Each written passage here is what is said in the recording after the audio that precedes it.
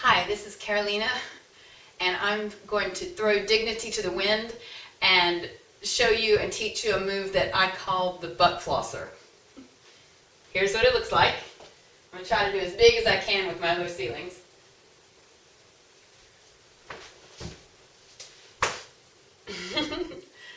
And it's a move that when I first saw it, I thought, oh my God, what is that? How on earth did you do that? I can't even put that together. But after sitting and watching Malcolm and Shakti do it over and over, I figured out how they were doing it. And I'm going to pass it on to you, and I'm going to tell you right now that this is a contact move that's a lot more accessible than it looks. And I recommend that you start with a small hoop, one that is small enough that it can fit between your legs and slide through. So it can be a little bigger. You can mash it down if you need to, but you want to be able to get it through your legs without jumping at first so that you can learn how to do it. What it is a contact move. So your hoop is, if you were doing an infinity, so opposite side of your body, same side of your body, I have the hoop hanging on my fingertips between the second and third phalanges so that they're crooked in that little valley like that, and ready, actually it's like this, so it's ready to pass. So you can do it as it's supposed to be headed to the opposite side of your body. Instead, just take it right between your legs and then walk over it. Put your other hand behind. It should be firmly between your buttocks in your butt cleavage. And then you're going to lean forward and you're going to press the palm of your hand against your upper butt, like you're just putting your hands on your hips, like this. And you're going to hold the hoop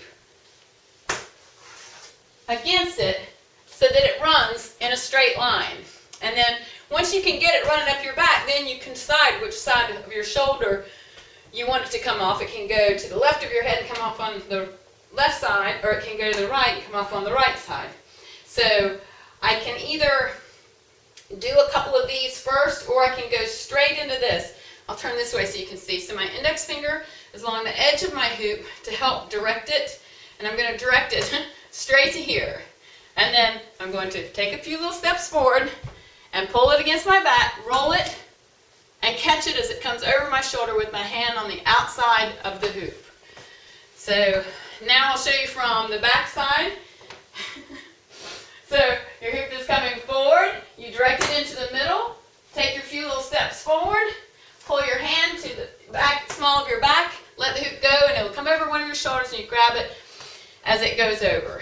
So when you're ready to take out that little walking step, then you can either use a hoop that fits between your legs, or you can add a little jump to it and make this about passing the hoop between your hands as close as you can get your hands to each other.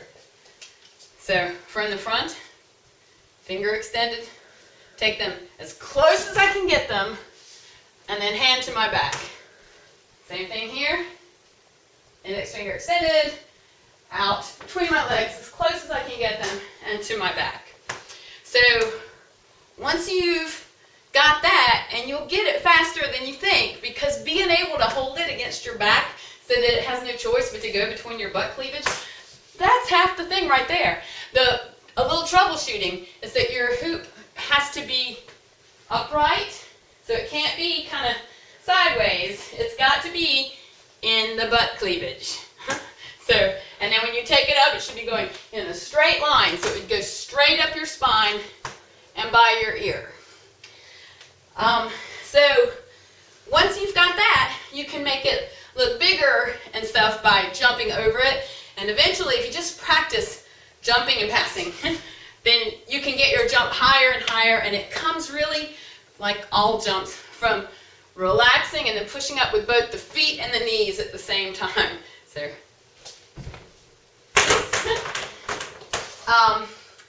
if your hoop doesn't come over your shoulder and go forward, probably you're standing upright, which you can do it that way. It's just another way. But I think most people are more likely to catch it and to get a nice long roll if they lean forward. So as soon as this pass happens, I lean forward.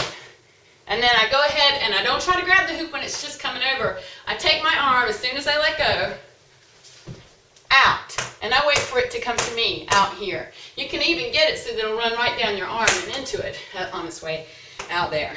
So one variation that you can add to the butt flosser, every time I say that it makes me laugh, is pairing it with a walk the dog so that it comes back between your knees and you jump through and you catch it. You don't ever use this hand, and booyah, take it over your shoulder. I'll try to do that from the side. So, boom. Ha. Okay, so I really like that move. I think it looks really cool when you do it. People are like, when you do anything where your feet come off the ground, people will go, wowza, what happened there? So that's a good thing, keeping you run. Even though taking your feet off the ground, that's one of the reasons I don't have many jump videos. I should make some. But getting your feet off the ground, sometimes I feel like an elephant. I'm just like, that is a lot of work. But learning how to do it so that you're utilizing both your knees and the bend in your feet makes a big difference. It makes it a little bit easier. All right, the butt flosser. Enjoy. Here's one for the back before I go. Watch me mess it up now. You know I do. I tried to do it without touching it with the other hand, but that did not work. I think that can be done too. Anything can be done. All right, I will do one more. I wish I could do it great big, but oh